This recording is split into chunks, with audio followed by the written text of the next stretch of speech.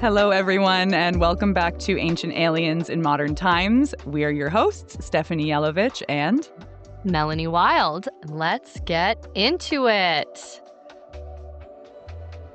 Oh my gosh, I'm really excited for this episode. I was What are we saying talking before about? we hopped on.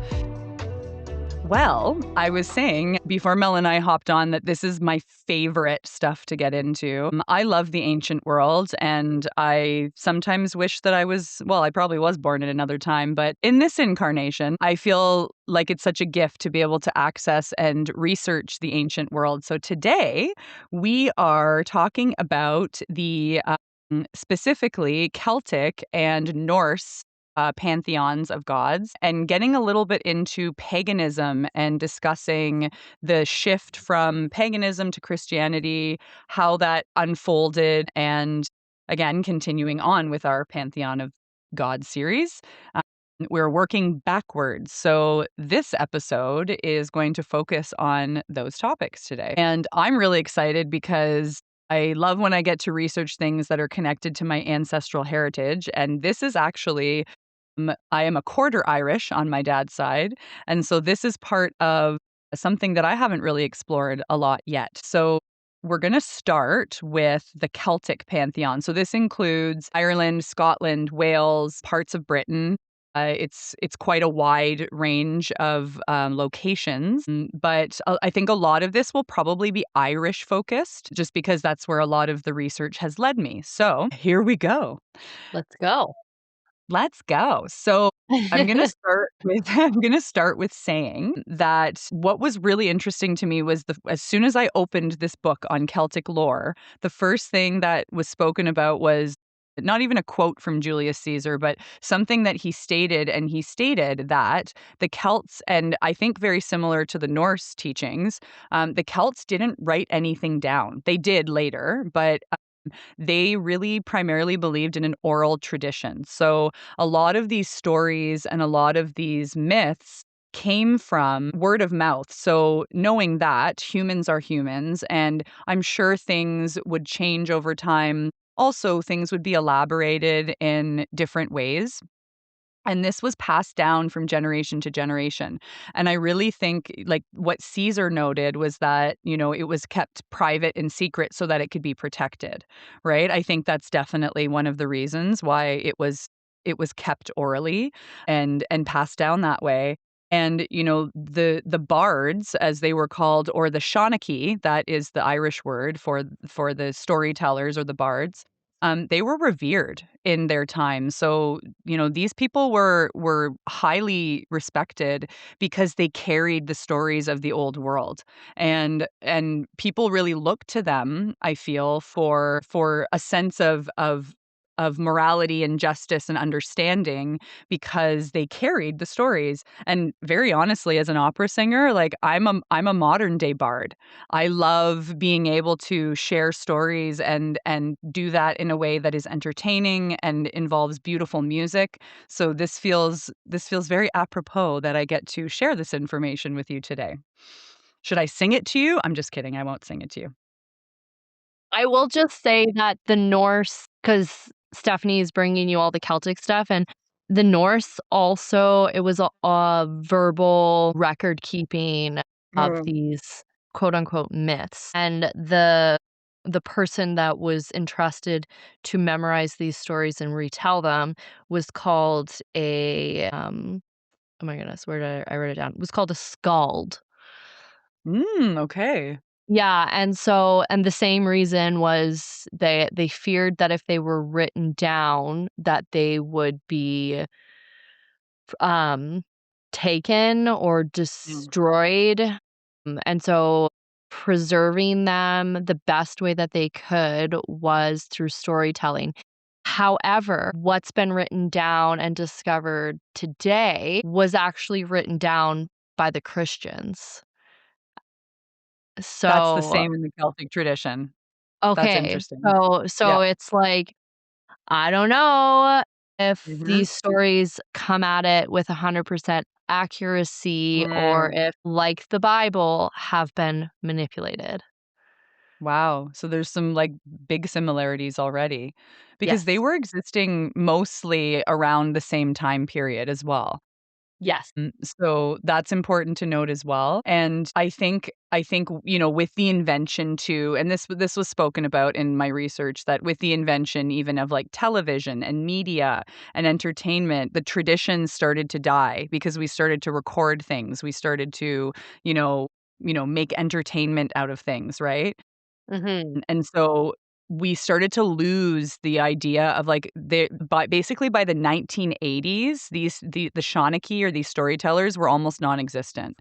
So I love that you brought up the fact that the Christians wrote them down. It was the same in the Celtic tradition. The monks of the early Christian era wrote them down, and they definitely shifted them. That's stated that they shifted them to suit their version of storytelling, their ideas of obedience and justice and morality, right? So what we have may not be perfect. But and I had a friend who recently, actually Rebecca, our guest, she recently went to Ireland, and she said everything was oral and told through stories. So they're still doing it today, but Oh, I good. think it's a lost art, and I think it makes me really happy when I see that, there are people that are upholding this tradition. It's super important.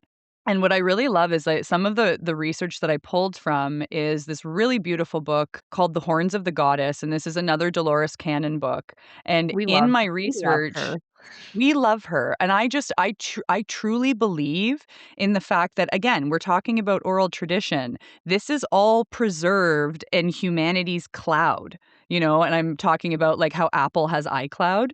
Like, we have our own cloud where memory and information is stored. So, when people talk about the burning of Alexandria, it's like not all was lost because humans still live, right? So our Mhm. cloud still exists and this information still exists. And I really think it's important that we're still doing this, and that like, even when we talked about our earlier episodes, like the traditional teachings of Reiki, they were not written down. They were passed down generationally, Mhm. right? So we're going to continue the tradition by doing that through our storytelling on this podcast. So, okay, continuing on here. So, back to, sorry, Horns of the Goddess. So, Yes. the reason why I really love it is because in reading these different lives that this particular woman has been regressed to, three of them have really allowed me to hone into the research. And as I read this information, I then went to the research and discovered a lot of overlap and similarities. So that was really nice to see.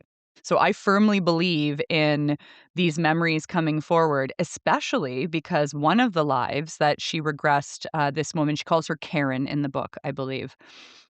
One of these lives was, a minstrel, so she was a bard, she was a storyteller, and what was so cool for me is that she had transcripts from her tapes that she recorded this particular person on, and the woman she was an English speaker, I think she was an American woman, she sang songs in Gaelic from that lifetime. So, like, not knowing that language, not knowing the original language, and actually fully singing these songs that were these storytelling songs that I'm speaking about and that Mel is speaking about now. And so you can actually look those up, if I'm not wrong, online and hear them for yourself. So to me, like, how do you make that up? I don't know. Yeah. I just think that's extraordinary, It that we it's had truly access. it really makes it hard to say that hypnosis and past life hypnosis is Mhm, pseudoscience when you're getting results like that, where mhm, it like this American speaking born and raised woman is singing a different language from another time that she knows nothing yes. about. Yep, Like, that doesn't feel exactly. pseudoscience to me. No, and Dolores would meticulously research. So once she experienced these things and she had, she would go through her notes and listen to the transcripts back. She would go and research like we do. She would go and Yeah. find the confirmation of these things. Like, I remember one thing that shocked me was in Jesus and the Essenes. She was talking about this crack that happened in, like, a part of the temple that was in Jerusalem or something. I'm not giving you the proper name right now because I do not remember remember, but she went and did research and found photos of that crack, that was so, like, these things are actually documented, and she's confirming them through research, so I'm Yeah. gonna use this as a basis. I think it's super important, and what I loved about this life that she regressed her to was this minstrel spoke about the fact that they were paid for their work most of the time. They were treated with respect, and if they were not paid monetary, they would always be given a place to stay and food to eat. They often would sing, like, in inns, and they would travel across the whole country, and I remember Dolores saying, "Well, do you feel like do you have a good life? Do you feel like you need things?" And this person said, "In this life, I literally have everything I need. I am fed, I have clothes on my back, I have feet to walk, and I am kept safe and protected because of my storytelling." So, I just thought that was really beautiful that, like, this life was such a simple life, and they had such a simple, straightforward purpose, but they realized they didn't need anything else, so just kind of nice to note that. So, now back to I'm gonna start with kind of, like, the first story that I came upon, which is gonna launch me into more of the pantheon. So, a lot of the stories were of legendary heroes and rulers who made war on each other and then who transacted with spiritual and supernatural entities and races, such as the she, it's pronounced. It is spelled, so here I looked all these up because I don't want to say things wrong. So this is Gaelic, and the word is she. It is spelled Sidhe. That is not at all what it looks like, but it is pronounced she, and the she are the fairy folk, or the people of the mounds. Another thing to note, in the UK, especially in Ireland, in Scotland, fairies are not mythological. They are spoken of as beings, they are respected because they can do harm and they can also help, but we have to respect them because they are the protectors of the land, which is a very key part of this pantheon and the religion, I say in quotations, of or the paganism. The earth is one of the most important central figures that all of these gods and goddesses come from. So the first story that I read was Cruachan, the place of the she is the name of the story. This comes from a retelling that came from the 1800s. So there could be things that have been shifted, but this is really highlighting the fact that for the early Celts, the land assumed a magical significance, and that was always known. And they believed that they emerged from the land and that the land was because it gave them their sustenance and it shaped their identity. So we see here that confirmation of the deep nature connection. And then it was filled with spirits and forces that continually watched human beings. They might aid or attack if they so choose. So there are legends, right? When you go into the forest, I've always been like this, and I don't know why. Maybe it's just like my old soul knows this. When I go into a forest, like, I make my presence known, and I talk to the plants and the flowers, and I never take anything without asking. Not even a Mm, flower. Like, you need to ask because it is not yours. We come mhm. from it, but it is not yours. I acknowledge the fairy folk when I go into the forest. And apparently, there are certain offerings that you can share, one being honey, I believe flowers, and they love hair. So I have very thick, long hair, so I pluck a hair or 2 and I leave a hair behind. They could probably, like, use this to power their ships. It's like frickin' ship wire, not ship wire, those huge cords that they use to, like, connect a ship to the land? I feel like that's what my hair would be in the equivalent of a fairy world. So, like, there is an importance in showing respect to these beings because they protect our earth. And they in modern day can be also called elementals. And actually, fun side note, Doreen Virtue, we love you, Doreen. We know you have changed, but when I used to follow your teachings, she did state, and I do believe this because I live here, she stated that Ontario, which is the province that I live in, has one of the highest concentrations of elementals and fairy folk. And I will tell you, when I go into those forests, I agree. Fully agree. Okay, coming back to Ireland and the Celtic lands. So they believed that these forces, these supernatural forces, inhabited rocks, trees, wells, and hills, and that they had existed alongside mankind ever since the foundation of the world. These were, as I said, the Sidhe, or the fairy people, or they also called them the people of the mounds. And their homes were sometimes characterized by, so they were called the tumuli, which is like burial mounds or tomb passages. And these were of the former peoples who lived on the land the Celts now inhabited. So Cruachan is a very significant location as well as being a story because it's one of the great gateways they between the human world and the other world. So when they say the other world, I think they're meaning, I don't think they mean like the underworld, like death on the other side. They mean the other side of the veil, which is also death in the other world. But it's a little bit more than just like how There's they look at different it. realms. Exactly. And you're going to get into that very shortly. No, I will. Oh, you will. So during Samhain, so this actually was considered, and I'm gonna talk about that later, but this was considered their new year. So Samhain is like Halloween, what we call Halloween. And the site was ruled, sorry, during that, the veil between these two worlds is very thin. And we know this. When we get close to that time of the year, we feel that it is I feel, or those of us that are very intuitive, we know and feel it's an intuitive time. It's a time where the veil is thin and we have access to connecting to these other beings much more easily than throughout the year. Well, what's interesting about that intuitive feeling and that time of year is that it's moving from the harvest, which is like the full abundance of your Mhm. crop, and everything is now dying. You've pulled Yes. all of the life out, and now there's Yes. nothing left. And so it's like it's that crossover period from like full abundance and fruit into Yeah. cold, dead nothing. You got it.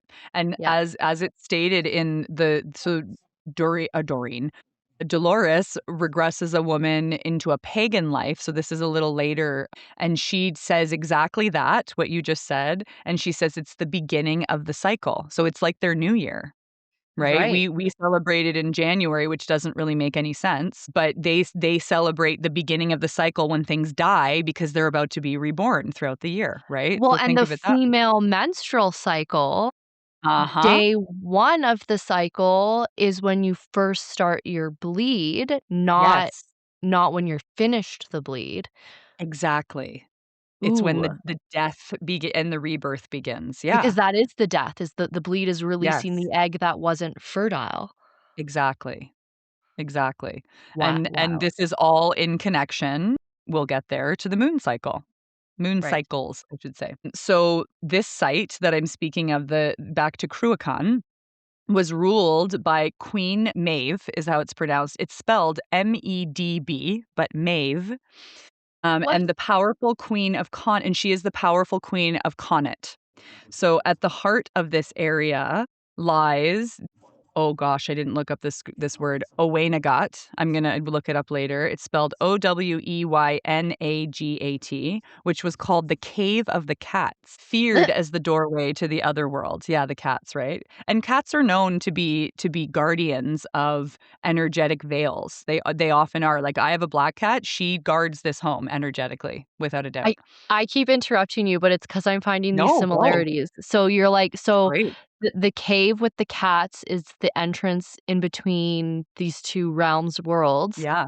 And Mhm. in Norse, they call it the Rainbow Bridge, which Mm. in modern day, that's what we say when our pets die is they've crossed the Rainbow Bridge, but in Norse, the Rainbow Bridge was the portal, the connection between the realm of the gods and the realms of the humans. Wow. So yeah, huge similarities. And Wild, okay. interesting too that animals are often guardians, again, because they are of nature, right? So they have Yes, that we trust them, or these people trusted them as being guardians. and they So for and I think, sure can see into other realms. yeah, there are times where Frances, my cat, Queen Frances Cleopatra the 15th is her full name. When she's staring off on into something, I'm like, "Who are you seeing? Who's here? What's here?" Like, I trust Yeah, her. She's seeing things. So, yeah, totally agree. And I think that state might of the even be cat. why black cats became, like a superstitious thing because they were actually guardians, right, of things that people didn't wanna talk about or were made to feel were bad in Christianity, right? We're demonic, you know? So, Mhm. let's see here. Yeah, so during Samhain, the veil between the worlds is weakened. So, these beings that existed in the other world could emerge from the caves and roam Ireland. The cave was also associated with the goddess Morrigan, who is described as like a complex goddess. She was a figure of sovereignty, fate, prophecy, warfare, and transformation. So it sounds like the dark feminine, right? And she is frequently linked with ravens and crows and appears in stories. Oh, I've got a new word here. The Cuchulainn. Cuchulainn, that is correct. And then there was also a really well-known hero, and he was called the Hound of Cullen, and he was legendary because he was known for his martial skill, his supernatural strength, and this tragic destiny that always seems to be a theme that comes up. Almost compared to Achilles, right? Like he lived this he was a glorious warrior, but he had that one weakness, and unfortunately, someone figured out the weakness and he didn't last so long. So this And is like so the god and the goddess at the entrance to the underworld or the other world? yeah, this is Morrigan, and she and this particular hero this comes from the Ulster cycle, which is a cycle of stories. He was called the Hound of I'm gonna say it wrong. Coolin. So I think they fought. He and Morrigan were, like, Oh, okay. opponents. Yeah, Oh, opponents. yeah. 'Kay. Not Sorry, I consorts. didn't No, not consorts. My apologies.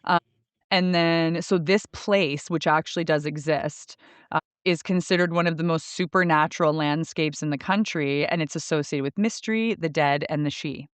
So another one is also Newgrange. So it is the location in Ireland and the land that is associated with the sun and with rebirth. So again, there's always the balance within nature, and it's Mhm. always represented in some form by the land. So now I'm going to get into the pantheon shortly, but I want to talk about the stones because magical stones are a big thing in the Celtic tradition and pantheon. Do you know of that in the Nordic? They have the runes. Aha, of course, which was like their divination tool, Their divination tool, right? their tarot cards. Frick, this is so cool. So the stones in this sense is like I'm going to talk about stone crystals, but I'm also going to talk about like Stonehenge, like the actual stone The big circles. guys. So, yeah, the big guys that are so famous, right? So in past research, I've come across a lot of information about this, and specifically from the horns of the goddess that shows me an interesting connection that I didn't expect. And so we know of Stonehenge, sorry. Another famous ring that exists is in Scotland, and it's called the Ring of Kingussy, and it's in the Upper Spey Valley at the foot of the Cairngorms. So that excites me. I'm going to Scotland in October, so I have to see if I can go find I will go find some magical stones, don't you worry. So, most of the information that was brought forward in this regression has been researched and confirmed by Celtic lore and throughout history, which I think is amazing. So, Dolores, the first person she regresses her client to, or the life is to a druidess life. So I found that really fascinating because that's always something I've wanted to know more about. And I think there's a lot of misconception about the druids and the druidess. They do not sacrifice people or beings. That's not part of their ritual at all. But that's a very common misconception that I hear quite a bit. So she asks about the druidess about Stonehenge, and the druidess calls it the giant's dance. So, in research, that is actually the translation, I guess, and what it's originally called. And she states that it was built not long after we first came, and she said it was a place of study, of focusing, and of learning about the universe. She then states it was raised by music. This is true. By using certain sounds, great weights can be lifted and moved, and it is said that before this was lost, it was built. So, this is an ability that's been spoken about as well at Easter Island. The indigenous peoples in Easter Island literally state that those stones were levitated by sound. Mhm. So, we can hypothesize all we want, but sorry, like, I'm in full There's agreement. tons of megalithic structures that are Mhm. hypothesized to have been built through levitation using sound frequencies. You got it, sister. So then Dolores asks about the stones across the tops. So what, like in Stonehenge, we have the standing stones, and then there's the stones that sit on top horizontally, which the Druidess replies. And then there are the what has come to be known as the altar stone or the king's stone. And then there are the chalk pits that surround it, which are used to chart the days. So it's also a calendar, which is really cool. She continues. It is said that it is to mark the time to the end, that when the mystery has been remembered, that then it will come time. Dolores is still trying to understand what its purpose is, and the Druidess replies, when the reason has been remembered, it is said that it will be known on the last day. So there's another kind of idea of this like End ending that's time. coming, this end times, right? And Dolores asks, do you know where your people come from originally? So you're gonna laugh at me because, well, I already told Mel why you're gonna laugh. I'll get to it. I won't foreshadow too much. The Druidess replies, it was a place across the water that is said to have been destroyed. It is said that they angered the gods and they were misusing the abilities that had been given to them. And then the gods threw their wrath down upon them and scattered them to the four winds. Dolores asks, do you know how this country was destroyed? And the Druidess replies, just that it sank into the sea. So I don't know about you guys, but my mind is going to a very specific place by the Does it name of start with an Atlantis. A? It starts with an A, it ends with a Talantis. Atlantis, excuse me, Talantis. And, uh, and then she speaks of the people spreading to many places. So this is key too, because when Atlantean times came to an end, the knowledge was taken and spread across the earth, right? And that's why we see so many similarities in architectural structures and, these great megalithic stones that have been lifted by we don't know what. She says, the people we came from built this, yes. So remember, looking at the timeline, like the Atlanteans would have come, and Lemurians too. I wanted to bring them in because I think Easter Island is more connected to the Lemurians. So she says, the people we came from built this, yes, but not those you would consider to call Druids now. We did not build it. It is old even now. So she's stating that the Stonehenge was there before the Druids even came. No men that walk the earth now remembers the power to lift the stones. Mm, So when she says, that's why I love when she says when we remember or when the end time, like we are at the end of a cycle. We are or we were and we are reborn now. Like we are creating the new earth. We are learning these abilities again. We are developing to be these highly advanced beings again because we have been before. So this to me is just so cool. And then she speaks more of the old ones, she calls them, where she is descended from. And she says the old ones are descended from the gods.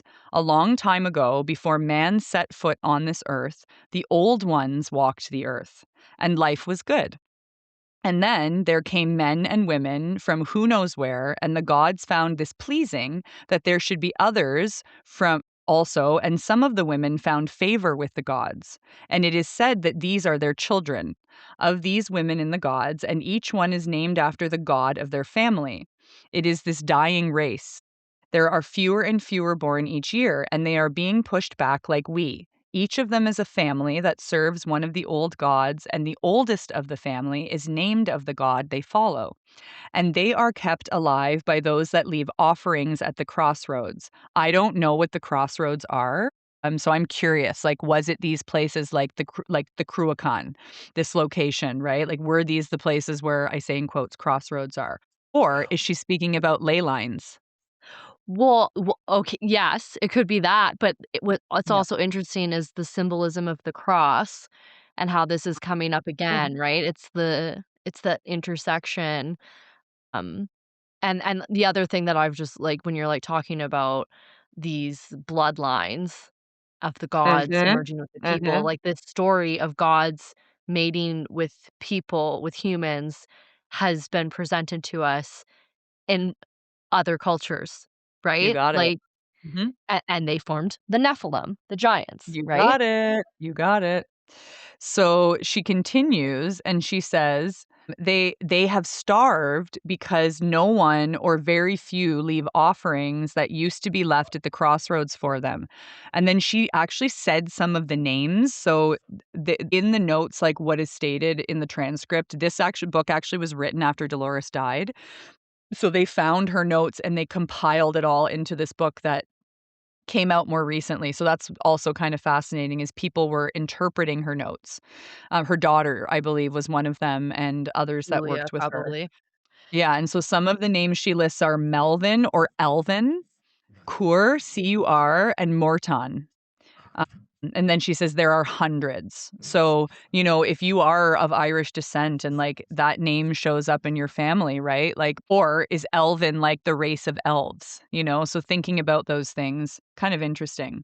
Mhm, Then I was definitely. asking myself, could the old ones refer to the Tuatha Dé Danann? And I'm going to get into who that is and what that is shortly in the Celtic lore. Are these descendants or actual Atlanteans and Lemurians? And now I looked at the Celtic lore and the Tuatha, excuse me, that's the pronunciation. Tuatha De Danann is how you say it, are a supernatural people. This is what the research states in Irish mythology, often portrayed as divine or semi-divine beings associated with wisdom, magic, craftsmanship, and sovereignty. They occupy a central place in Ireland's medieval mythological traditions and are remembered as powerful rulers who arrived in Ireland before the later mortal peoples. According to medieval Irish texts, so this would have been more when I think the monks were adding, the Tuatha De Danann arrived in Ireland from mysterious northern islands where they learned magic, knowledge, and specialized arts. Huh. Huh. Sounds like another place that we know and love that I talk about all the time. Their name is commonly translated as the peoples of the goddess Danu, although the exact historical meaning of the Danu remains debated among scholars. So they are portrayed of as masters of healing, poetry, warfare, and craftsmanship, as I said. Many stories describe their struggles against the Fomorians, culminating in the legendary battle of Mug Tyrred, where champions and magical powers determined the fate of Ireland. So I'll be very honest and say I have not read all those epics and all those stories. So I'm not going to elaborate, but I'm going to keep going because I want to talk about the actual gods and goddesses. Do you have something to say? You look It's excited. just there's a divine battle between 2 god races in, Norse mythology that happens Of course. also, and what's also interesting is geographically, this is all in the Northern Hemisphere, like, this is Northern Europe, Euro area, Mm. right? Yep. And Yep. so same sort of idea, different names, but same idea where there's a big a grand battle between 2 Wow. god pantheons. Wow, cool. And there are stories actually of not specifically the gods that I found, but of Norsemen and Celts like warring, Battling right? each So other. Mhm. yeah, so I wonder if there is some myth out Yeah, there. because in the Norse, there was the one gods were, like, the gods of war, and then the others was, like, the gods of, like, the earth, and, like, it was, like, masculine versus feminine almost, but they were at Uh-huh. par with each other, and they decided that if they continued to battle, they would kill each other because they met in like, they were equals, and Like so ability, yeah. yeah, an ability, so they formed a truce and then combined their pantheons. Mm. Interesting. Wow. Okay, so I'm gonna get into some of the figures here. Yes. So some of the famous ones, and like there are many, I've tried to kind of highlight the ones that are more common and also ones that I've heard of more very often, honestly. So the first one that came forward was the Dagda. So this is often called he was often called the good god, not good in terms of, like, moral, but in terms of he was skilled, like, he could do many things. He was the father figure of the Tuatha Dé Danann, and he was a master of life, death, fertility, and abundance. And what's interesting is, like Thor, who I feel like you're gonna talk about in a bit, he wielded a massive club that could kill or revive. He had a cauldron that never ran empty, and he had a harp that controlled the seasons. And so he actually represented the totality of nature's cycles. And I would say he's one of the closest things to like a chief god, but he's described as more chaotic, earthy, and humorous than a strict ruler. So Hmm. I like him already. He sounds fun. Then there was the Nuada, and this is spelled Nuada, and he was the first king of the Tuatha Dé Danann. And he actually lost his arm in battle, poor guy, making him physically unfit to rule. So apparently kingship in this pantheon required wholeness. And he was replaced by Brees. It's I might be saying that wrong, Bres temporarily, then restored after receiving a silver arm. So now he's whole again, symbol of legitimate sovereignty and rightful kingship. So he was the representation almost of like the idea of the king, or like a divine ruler that actually did his job. Nuada represents the idea that a true ruler must be physically and spiritually complete. And I really Okay. like that because I feel like we have a lot of rulers in the modern day that are not physically or spiritually complete, Far to from. put that lightly. Yeah, I say that laughing out loud, not because I wanna throw up. And then the next person I'm gonna start the next see, I love talking about these guys. I don't wanna talk about modern politics, even though we did, because I just wanna punch my screen. So, now moving on to, Lu, it's pronounced, spelled Lugh, but pronounced Lu, known as oh, no, I didn't look up the second word. Lu Lamfada, that's not how you say it, but I'll look it up.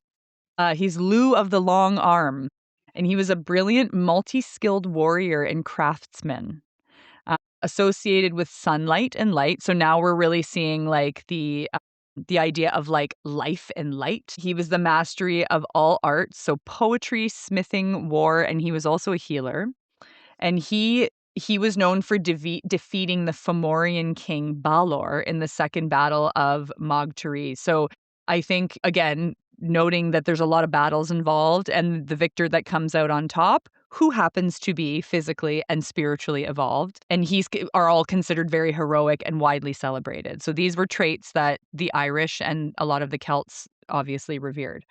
Now we're gonna move a little bit into the feminine. So there's Morrigan, so who that's the goddess that I talked about before, and she was associated with war and battle prophecy. So I wouldn't be surprised if she was a goddess that was consulted before people went into battle, to like almost like in the Greek pantheon where they would consult the oracle to find out should I make this move? Should I be doing what I'm doing? She was known for her sovereignty over land and kings. So this was a very powerful female goddess. She was also known for shape-shifting into a crow or a raven.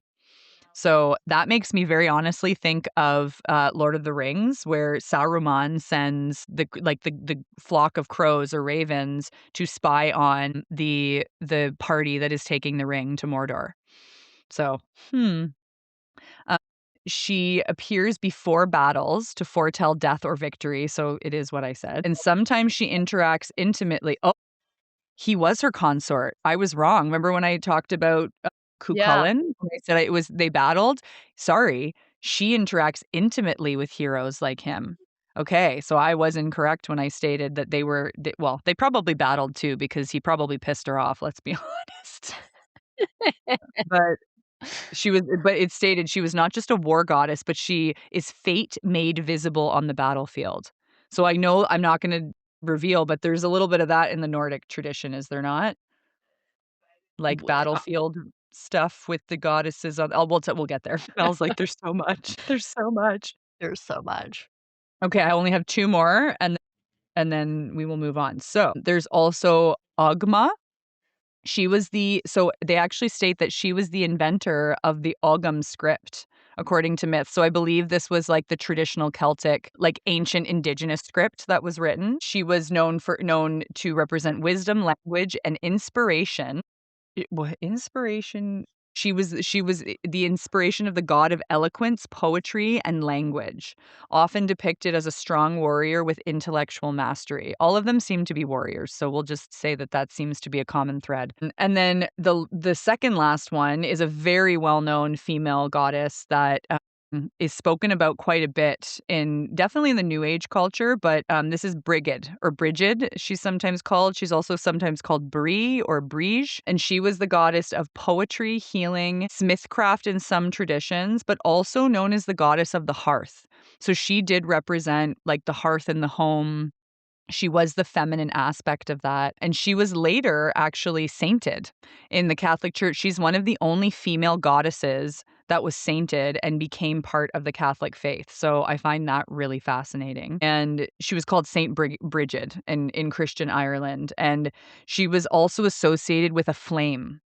So here's that idea of the flame coming, Mm, like the sacred flame or the sacred Saint fire. Germain. Exactly, and so she bridges the divine and human worlds through creativity and healing. So I really I like her vibe, and she's always depicted as, like, a woman with long flowing red hair. I love it. And then the last one I'm gonna That's you, mention, Steph. it is me. I am Brige. No, I'm not her at all. It's like those people that are like, "I am the reincarnated Cleopatra." I'm like, "Okay, sister, cool." Calm down. Calm down. Okay, and then the last one I'm gonna talk about is Danu. So this was often considered the ancestral mother of the Tuatha Dé Danann, excuse me. So I would almost liken her in the Christian faith to Mother Mary. She was associated with rivers, fertility, and the land itself. Interesting, there's that water connection. Mhm. And we know water holds memory, right? And she was more implicit in texts than actively featured. So she was talked about a lot, but I don't think like we saw stories of her life and how she lived or how she conducted herself. She is less a character in stories and more like a cosmic source figure. So maybe almost like a Sophia or she was a little bit more removed. She wasn't as embodied and Physical. physical. Yeah. Yeah. So those are kind of the main Tuatha Dé Danann pantheons. I think it's really important to note the She as well, which we also did. So also they were the Fae people, and unlike Greek mythology with the Titans and Norse mythology with the giants, Celtic mythology preserves a very little about a primordial generation of gods who existed before the better known deities. So I find that kind of So cool. do And they have a creation story? I think they do. I very honestly would have to research. Like, I think Okay. part of the one that I talked about earlier about the creation of the Fey world, there is information about that because it talks about, like, the beginning of the world, but it's funny because even my Atlantean teacher, when the first time I saw, like, I was connected to Bridget before, but, like, when it was presented again, it was almost she was almost described as, like, she was a high priestess of Atlantis, and she came and took the knowledge and brought it to Ireland. Again, the old ones, right? The people that came before brought this knowledge to the land to teach the people and to Mm, preserve this stuff that was so ancient, that I believe the right. Essenes were preserving, the Druids were preserving, obviously. Um, So it's like they're coming from everything that they're worshiping and practicing is coming from the Atlanteans that preserved it, what they could mhm, preserve. What's also, like, a really cool connecting point is when you also read more of Dolores Cannon, Jesus and the Essenes, the guy that the life that she, regresses into is Yeshua's teacher, mm, and so he talks about the Druids yes. and the connection that the Druids and the Essenes had with one another. And Mhm, so it makes you wonder mhm, that these 2 very similar spiritually based communities that mhm. exist at the same time, but in different parts of the world, but still, fairly close, but had to take a boat to get to, right? Yep. Were in communication with each other, and they would often, like, meet together to Yes. discuss things, and the other interesting thing about that somewhat, perhaps, maybe corroborates this, Mhm. is the Sea of Galilee, Wow, yes. and That's a that really good in an point. Arabic region of the world, there is a Sea of Galilee, which is Celtic That is a in really good language, point. That's a right? really good point. So, like, why Yeah. why in an Arabic-speaking region of the world would they name a sea a Celtic word? That's, that well, there you go, you know? I don't think people are relating the fact that there is so much connection, you know? There is so much, like, you brought up an overlap, like, they were connected, they couldn't fly on a plane, no, they couldn't pick up a phone, but, they did travel long distances, usually by boat, to Yeah, pass and this on. and and so, like, this, like and so the Druids, the Essenes, and early Christians are existing at the same time period, Mhm. and so it makes you wonder, why did Christianity survive and the others slowly got washed away? Because it didn't Yeah. happen all at once, right? But even No. in the Thorns of the Goddess, right?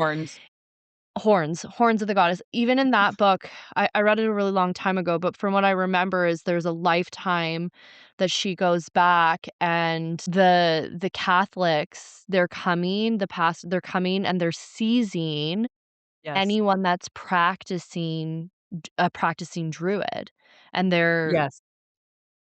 killing them. They're Yes, and I So actually read she that. had to, like, disappear into the Yes. woods to Yep. practice her rituals Yes.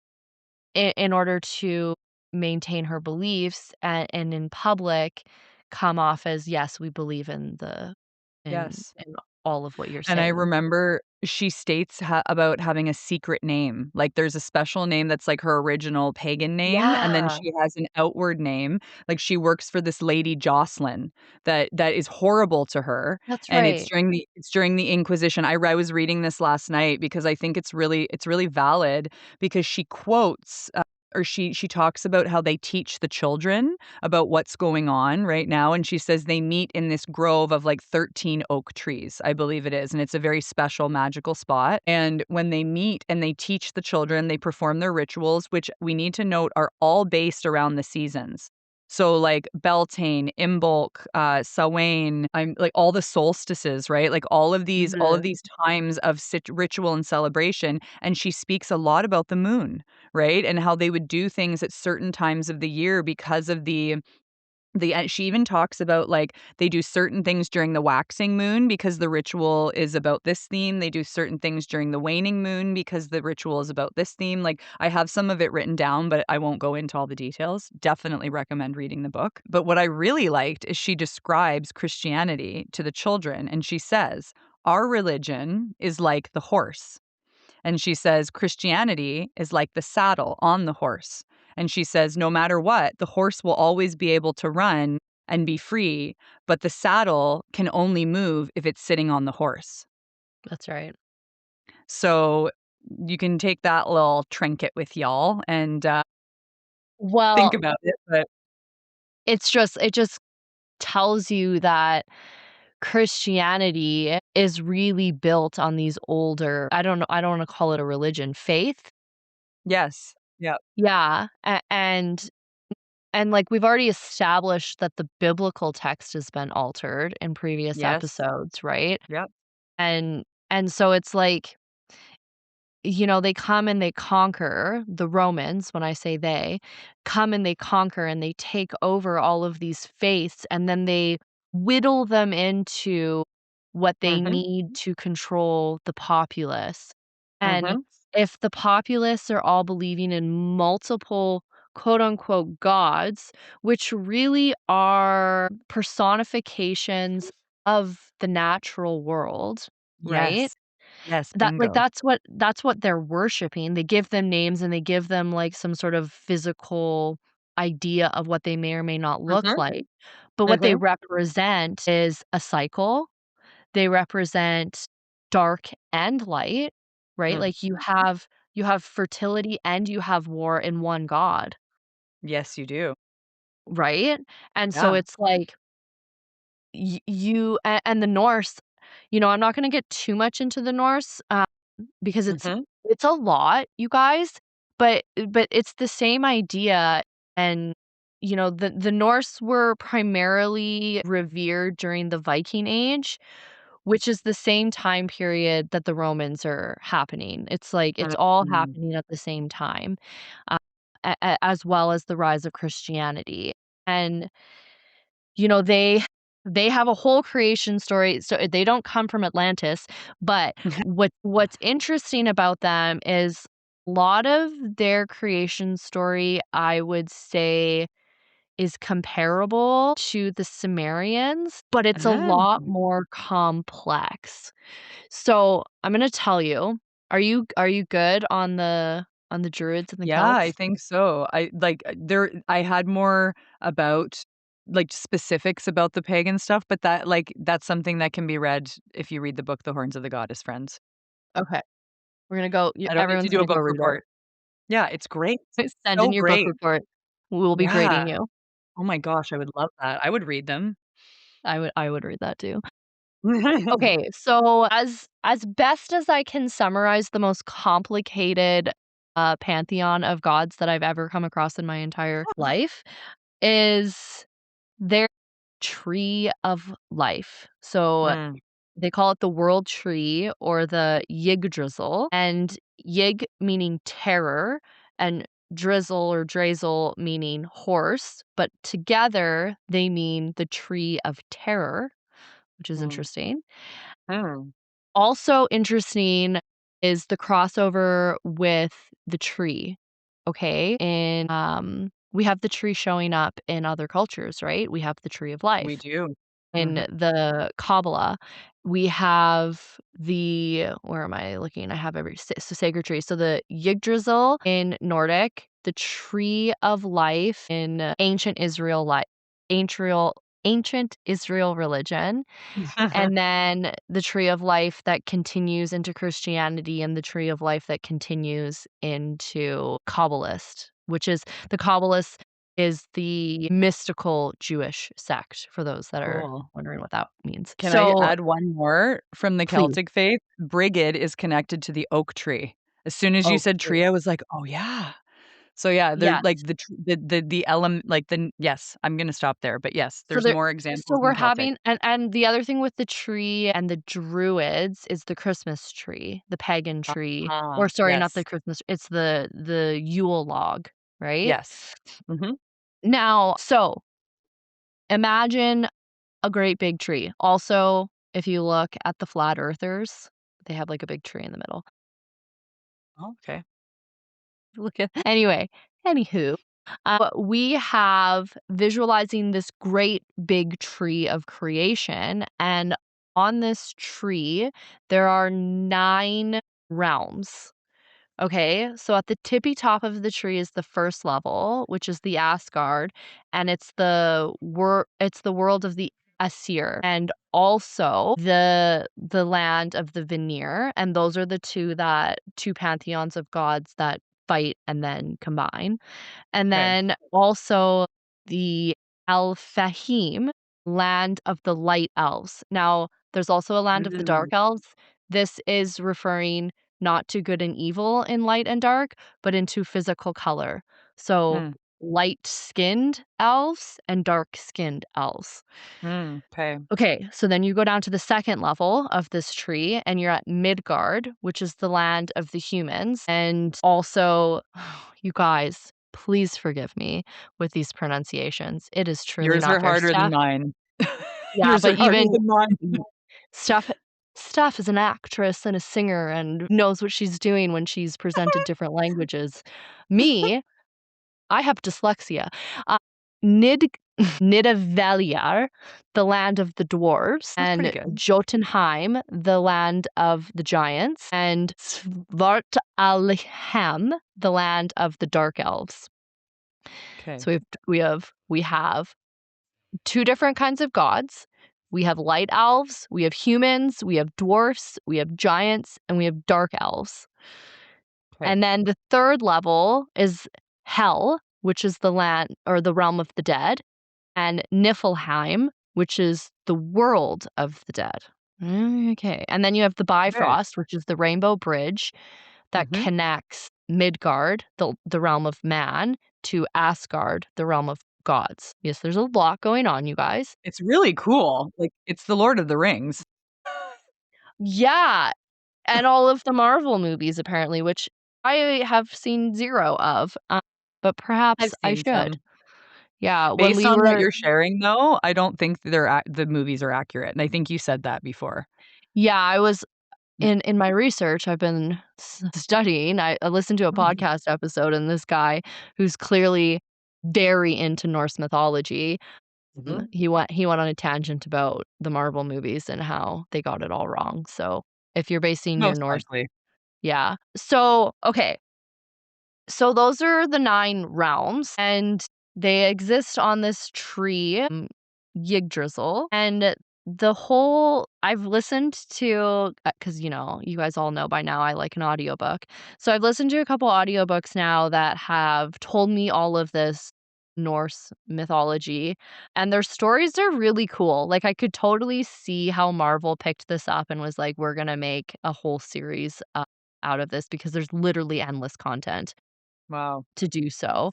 But what I find really interesting is there's their main the father of the all, they call Odin. So he comes from I was telling Steph this creation story the other day as I was trying to wrap my mind around how ludicrous this all is. So Odin comes from the original creation, which this is the part that kind of sort of resembles perhaps the Sumerian or the Anunnaki Genesis. Mm. So they have these 2 primordial beings, which is fire and ice. Okay, I'm just gonna use it in English and not give you the crazy names because you don't care anyway. You might, but you'll look it up if you really do. So they have, like, the fire and ice, and these 2 energies merge together, and then, obviously, the fire is so hot it well, I don't know if it's obvious, that melts the ice, and so then this vapor comes out of the ice, and the vapor is a giant, and then the ice out also so the vapor that is created from the fire melting the ice there's a vapor and it becomes a giant, and then within the ice emerges a cow. A cow comes out of the ice, and then the giant feeds off the milk of the cow, and then the cow licks the ice because it's salty for nourishment, and then reveals from licking the ice a man, a god. Uh, and then from that man, he births multiple children, and one of those is Odin. And Wow. so Odin and his brothers decide that they're bored in this realm of nothingness. And so which is built on the back of this giant that emerged from the vapors, they decide that they're going to slay the giant. So they murder the giant. And then from the giant, they build the earth realm. Like, Wow. it's a lot. There's a lot going on, and, like, I'm trying to, how I can, see this maybe crossing over with the Sumerians is that these 2 worlds collide, right? Fire and ice, Mhm, mhm. and then out merges more. Perhaps the bull is Sophia the wisdom, and perhaps the giant is the demiurge. I don't know. There's Mm. Anyway, so I was just trying to relate it the best I could to try to understand Sure. any of this. But so then this tree comes out of this giant, and they fashion these 9 realms. And Wow. so there's yeah, so we have these the realm and so the other thing that's interesting, so you have these pantheons of gods within each of these realms, right? Mm. And it's just too many to tell you guys all. You'll have to look this up if you're deeply interested in it. But what's interesting about it is that there is crossover and that we have this tree that, you know, is in Christianity and Judaism religion. Mhm. And so it's like, okay, so are we combining things here? Are we taking something from something else and making it something different? And that's Mm. where it's like, how much of this is true and how much of this is a thread of truth that's being hidden? because these gods, like which ones are they? Sorry, flipping through my notes here. The Aesir, like, yeah, Odin, Thor, like Thor is Odin's son. They're like they represent this like government or ruling god, and like that's very Sumerian to me. That's very like Mm. very Anunnaki, very controlling, very all about control. What's interesting about them is that the only powers that they truly possess are in the technology that they have. So, Ah. like the famous Thor's hammer. Everyone knows Thor's hammer, and it's Thor's only powerful because of the hammer, right? Mhm. Without it, he's not powerful.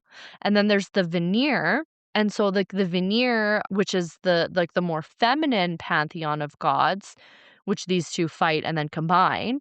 But the veneer before this, that's Freya, Frey, and Jord, Mhm. Norsed, Jord. And they're more associated with fertility, magic, nature, agriculture.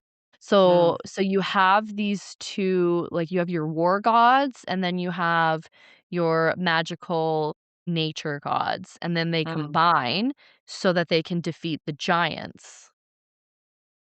That to me is Um, really interesting because too, like you're speaking of in the creation story, there's like nothingness, and then all of a sudden fire and ice, which kind of represent duality, right? Which is yeah. in what we have in our realm, and then they harmonize and come together to create something else. So it's the same with like these two factions of, gods in this realm. There's the divine masculine, divine feminine, and they come together and harmony is created so that they can defeat the other stuff that they need to deal with.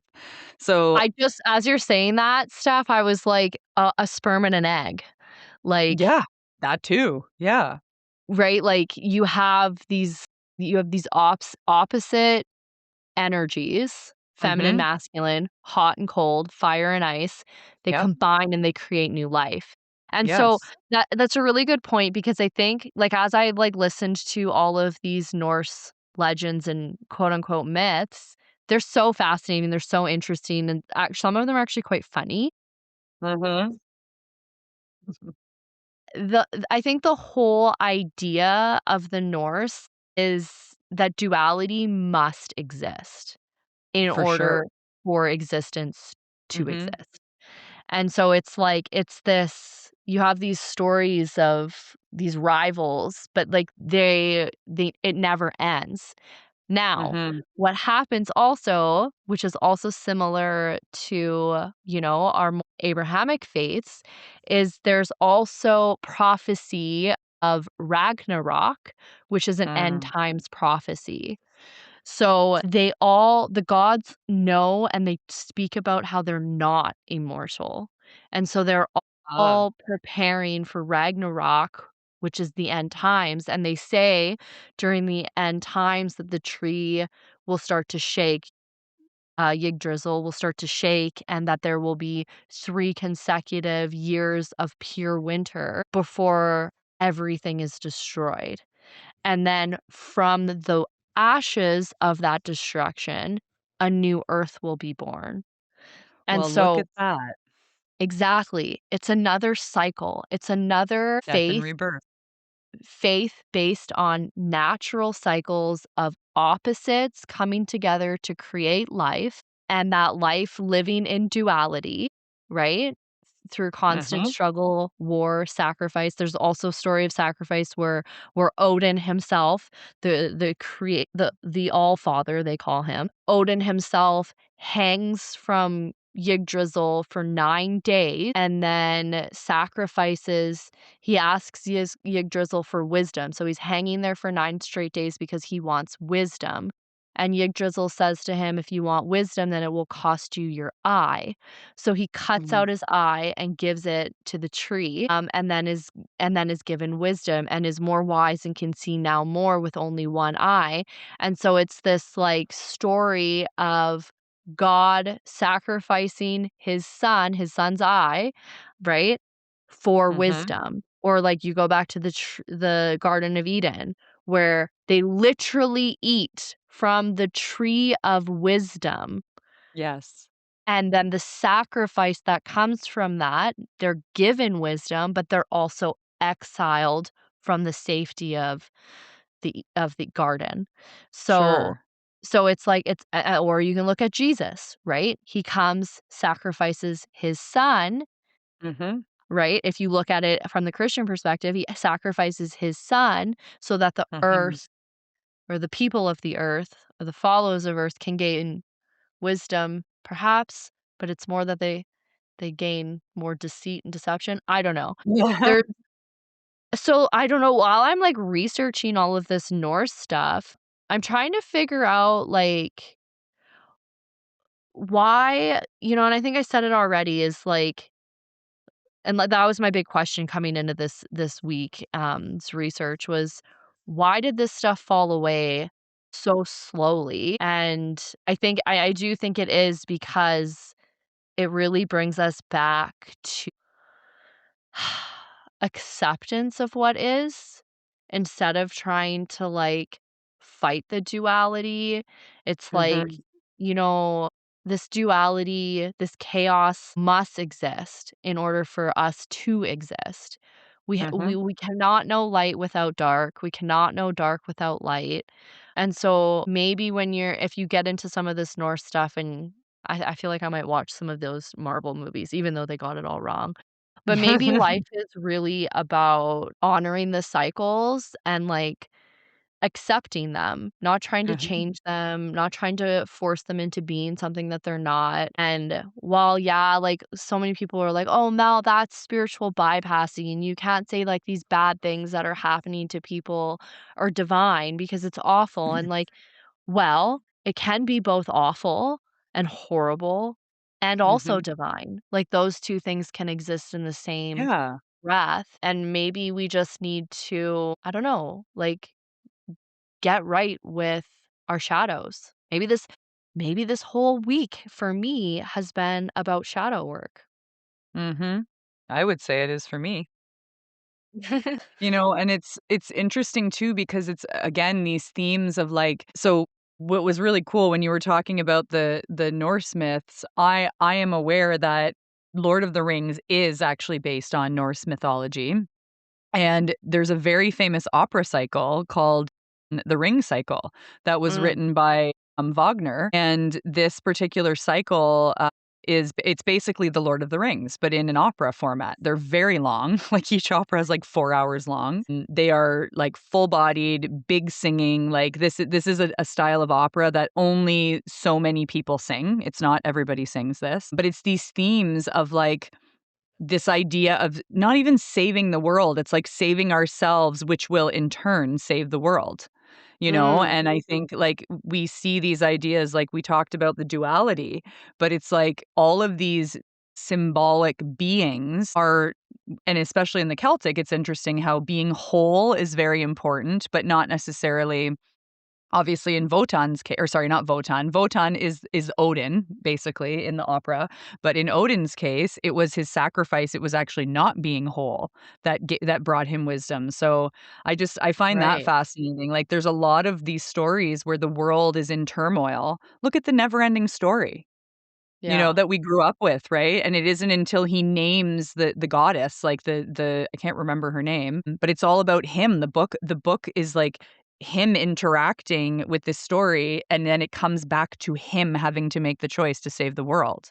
So Mm. all of these things are themes of like if we save ourselves, we will save the world, It's just like And The Alchemist that yes, I talked about in a few yes, episodes back, where it's like exactly. he goes on this grand adventure and it just calls him right back to the beginning of, like, this Yes, is this is where it started, which is that whole cycle, right? exactly.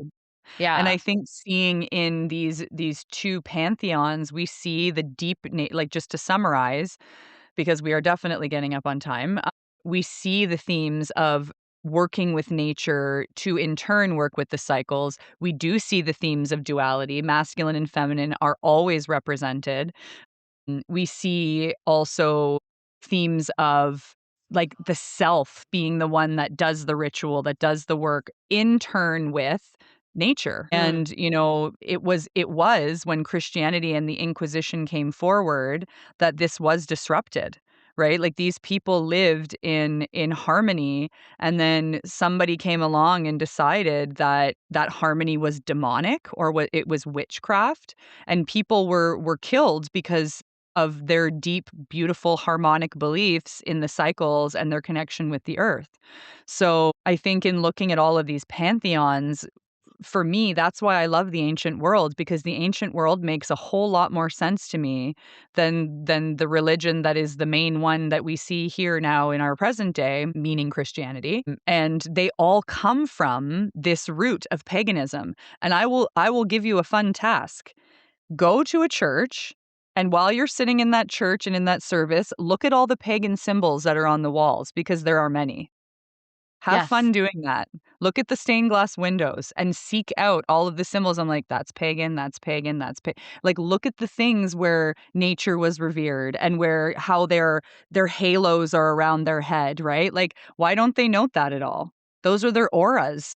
Those are Yeah. that's their light body, right? Yes. So they just look over that, but like go sit in a church. And even when I was in Santa Fe, I was there in November, and I walked up to the church and I giggled and I'm like, that's pagan, that's pagan, that's pagan, right? It's very fun to do. So have fun with that task if you feel so called.